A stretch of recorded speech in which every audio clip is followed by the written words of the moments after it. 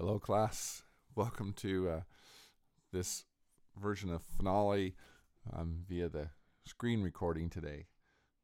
We have our assignment ahead of us is to do an orchestral score. When this class was designed, the initial purpose of it is to be able to prepare you for Dr. Emil's scoring and arranging class, and this is the class that gets you closest to that. This puts together everything that we've learned, plus a few new tricks and techniques to do an orchestral score. And so you will find we're going to transcribe a piece by Mendelssohn. We're going to do 22 measures of it. The piece, if you find it, it's actually about 81 pages long, a little too long for our class, but 22 measures is still quite long, and it's a cumbersome piece. And so what we'll do is we're more concerned with the initial setup of the score and how to lay out all the instruments and the things that are involved with doing that correctly. And then the transcription, Mendelssohn had a way of working with layers that was very unorthodox, and we're going to try to mimic that, because if you can maneuver through those layers, you can do about anything. And so you'll find the folder that we are looking for is called Mendelssohn Assignment April 2013. You'll have to download this off of Canvas, where you got this, and I'll send this to you also. And there are, inside this folder, there are some files that we want to use. I've numbered them 1, 2, 3, 3B, and 4. 1 is the PDF file of what we're going to transcribe. 2 is a partial notes. Once we get the layout all done, so you don't have to transcribe every single note for these 22 measures of orchestral instruments. I've done a majority for you, so that you only have to do a select few, but still the select few you have to do are challenging. And if you feel it's too easy, you're welcome to do them all, but know that there's partial notes in the score, and you can just copy and paste them from my score into your score once you have your score set up. And then 3 and 3B are the same document. One's a PDF file, one's a doc file of Dr. Emil's instructions. And I think it'd be interesting to adapt his instructions to our file, and we'll do that once we're all done. There are a few things that we need to do. And then he has a sample score. Number 4 is just a score that what he wants his scores to look like in his class. And so that's for the future reference. So our focus today is going to be, we're going to open up the Mendelssohn 2-page PDF file, and we'll go into Finale, and we're going to use the setup wizard and set it up correctly. There'll be a few challenges that we're going to face right offhand, and so I will talk you through all those. So if you want to go ahead and open up the Mendelssohn 2-page PDF and see what it's going to look like. Okay, I'm opening mine, and I'm scanning through it. See, it's Lobgesang, Song of Praise, in Symphony Cantate, and I can't speak German, so I can't tell you what this says, by Felix Mendelssohn Bartholdy. And looking through the score before we even begin, here's page 1, and scroll down, and there is page 2. So quite a few notes. But we need to know what these instruments are as we go before we would start our setup wizard, so we're familiar with it. The first flauty is plural for flutes, and if you look over here on the flute line, and this is the thing that gives most students trouble, is how he works with layers. And you have to realize, layers are when notes are beamed up and beamed down, and there's actually 3 options to accomplish this. For example, this measure 3 here, the very first entry of the flutes, there's notes going beamed up and beamed down because there's 2 flutes playing. It's plural. And so you enter those in 2 layers and you get this effect. Or there's a special tool, that's the split beaming tool that I will show you, that you can just enter those notes once and then tap a box, and it'll give a second beam to them going the other direction. This next measure is all layer 1 because they're all beamed together. We scoot over here, they all in one common layer until we get to the very last note. And so I'll use the split beam tool for this, and I'll show you where that's at. And then you can use the split beam tool for this also. And then he goes on. Split beam tool works hard because they're playing in unison. And then we get down to the second page, and you'll see that here's where he splits up. First note, he beams those together. in layer 1, and then he goes off on 2 independent lines. And so here's where layers 1 and 2 will come to play from here basically to this next measure over here. Unfortunately, these measures aren't numbered in this score, so this is measure 11. I just know because I've played around with it enough.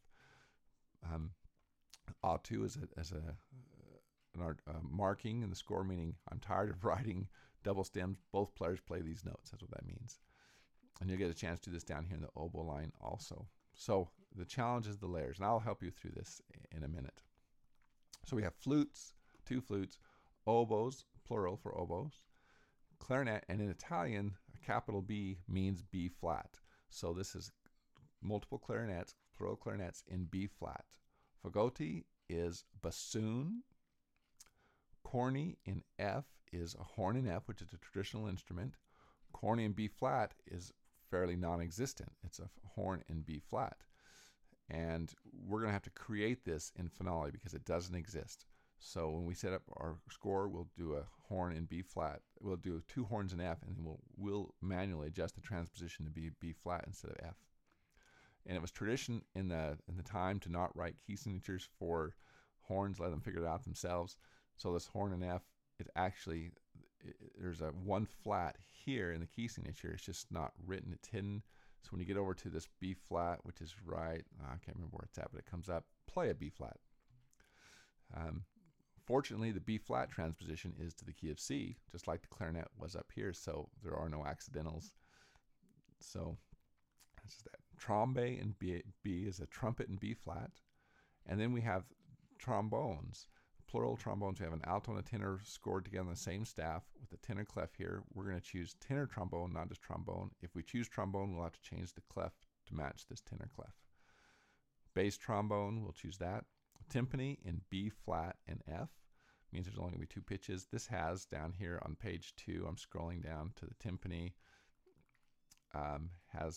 there's no key signature written, but it's B flat is implied, so you play a B flat here. And as a trill, well, that's done with an articulation. No, sorry, that's done with a smart shape. And then we have our standard violin 1, violin 2, viola, cello, and bass. And as you're entering your score, you do not have to put the names in Italian. You can put them in their English names. And also, I'd like in your score on the page 2 to have abbreviations, which will come up automatically over here so we can see where they're at. It'd be more convenient. If Mendelssohn would have done this, our life would have been a little bit easier. Okay, so now we're going to go and we're going to set up the score. So we're going to go and launch Finale.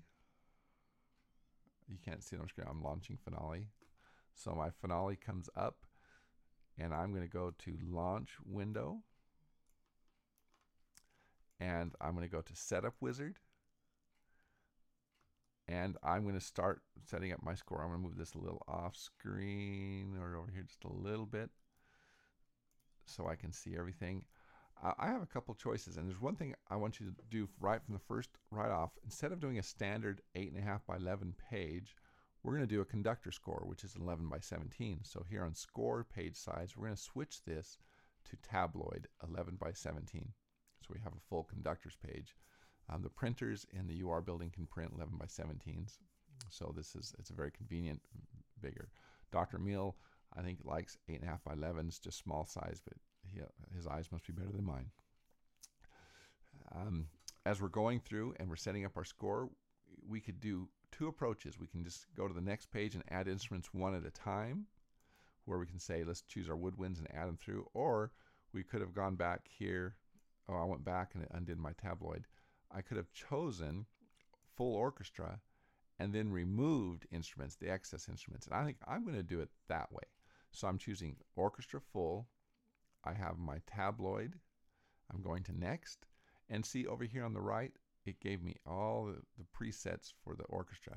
If you're working on a computer that someone's changed that, this may be a little bit different, but we're going to give it a shot.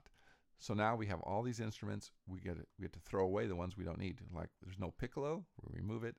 There's only 1 flute line, we remove it. There's 1 oboe line. There is no English horn, we remove it. There's no clarinet in E flat, but there is a clarinet in B flat, but there's only 1. There is no bass clarinet, so we remove it. There is the bassoon, that's the fagotti. So we have flute, oboe, clarinet, and fagotti. There is no contrabassoon. Here's the two horns in F. Leave them both there. We're going to change later the second horn in F to be a horn in B flat to match this corny in B flat here. We run into a problem with our trumpets in C's because our trumpet is in B flat. So we're going to remove both our trumpets in C. And now we're going to come back over here to brass, find a trumpet in B flat, and add it in.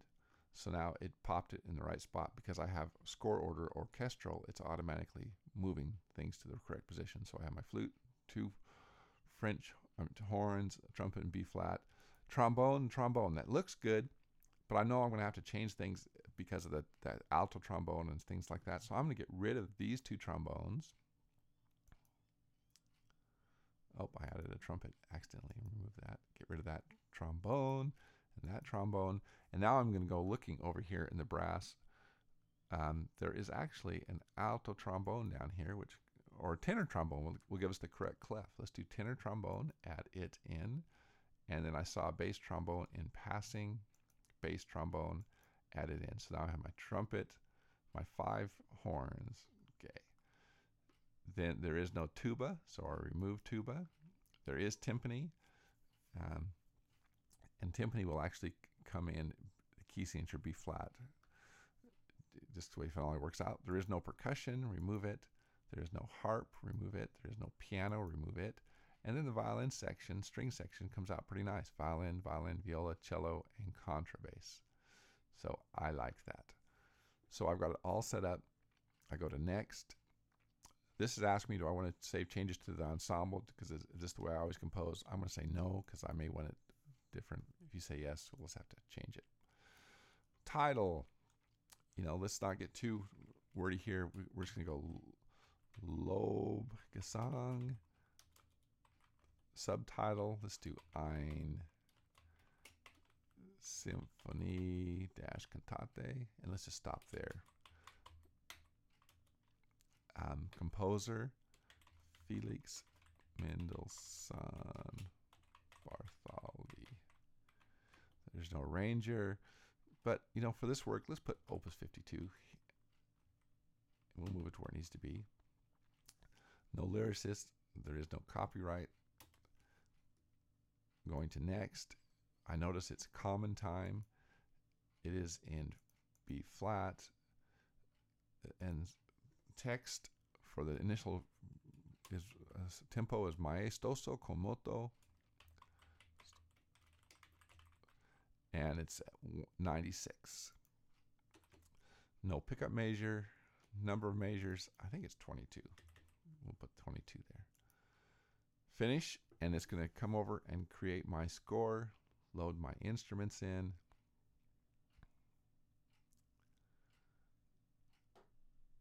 And I'm just going to wait patiently while it does this.